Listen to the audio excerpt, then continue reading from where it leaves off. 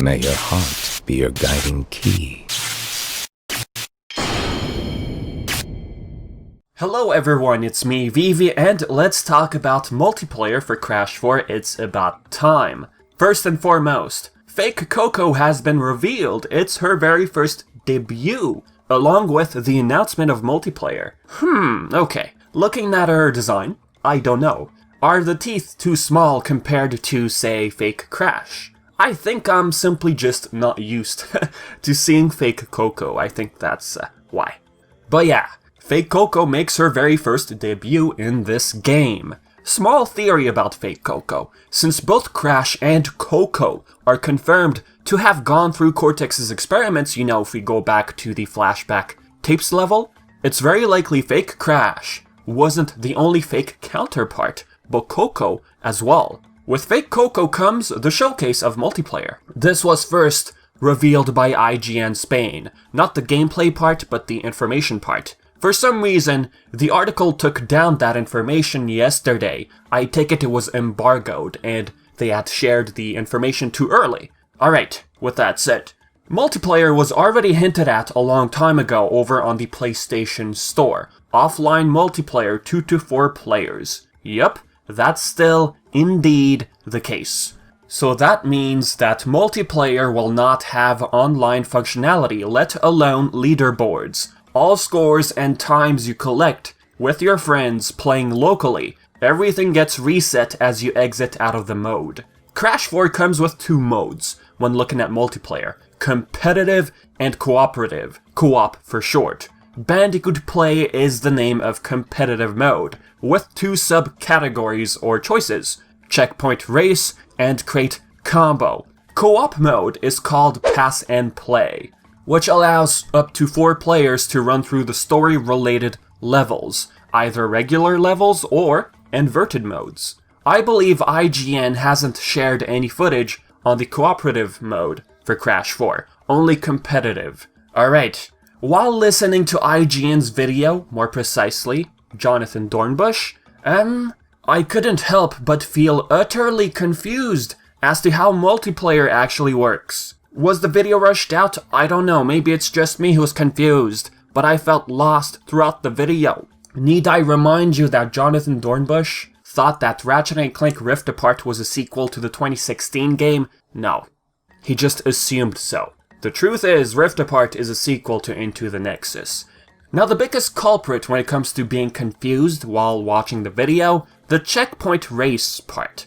His explanation is as follows. Whoever wins the most checkpoints in a level is the ultimate victor. So if you're really bad at one section of a level, you might still have a shot to come out on top. Crates that freeze the clock for a number of seconds, which are labeled on the box, can be smashed to help give you an edge.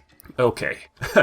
Now let's read the actual description from the game itself. Players race to set the fastest time, checkpoint to checkpoint. If you have the fastest time, you win that checkpoint. Whoever wins the most checkpoints by the end of the level wins.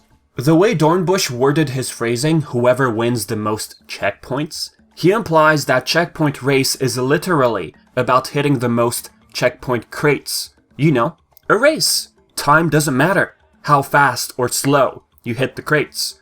If you're bad in a section, you can, let's say, miraculously catch up. That's what I understood from the video.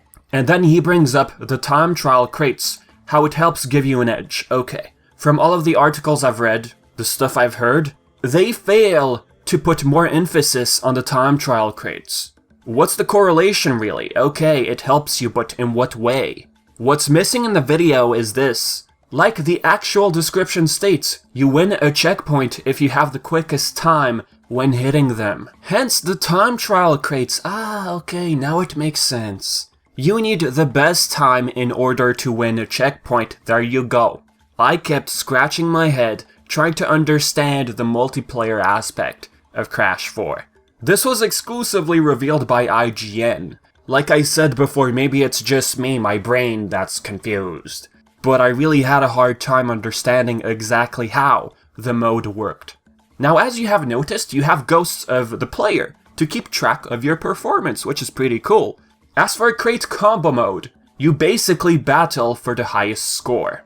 The more crates you hit back to back in an allocated amount of time, the score of each crate can be maintained up to 32 points. If you're too slow, then it's gonna reset. Your run ends if you die or hit the checkpoint. Again, there's a case of confusion. What are the stars for? Hello? All Dornbush said is, stars are awarded in descending order. Okay. Do you mean you get more stars as you hit more points between your checkpoints? That's what I understood. Well, at least tried to understand. Basically, this is similar to checkpoint race. You win a checkpoint if you have the highest amount of stars, or the quickest time. Basically, the quickest time you have and you hit the checkpoint, you get a star. Here's what the description in the game itself states. Break crates to score points between checkpoints. Go fast, or your combo meter will reset. Win the most checkpoints to win the game. Here too, what I'd love for Toys for Bob to add is the if. If you get the highest score, you win a checkpoint. Heck, Checkpoint Race has the word if in the description, so why not create combo as well? At least to my understanding, you win the checkpoints and create combo if you get the most amount of points. The way this description is worded, it's as if, okay, don't collect the points, just hit the crates. The checkpoint crates, I mean, and you're the winner. That's not how it works. The emphasis is the total amount of points you have. Now, paying close attention to IGN's video, here's a shot of the winner. And what do we see instead of total points or best times? Stars. Basically, the better you do with points or time trials, the more stars you get. Stars basically represent how you might be really good in a particular section or bad in another. Your performance is judged by the number of stars in the end. In Checkpoint Race, break the checkpoint the fastest, you get a star as a reward.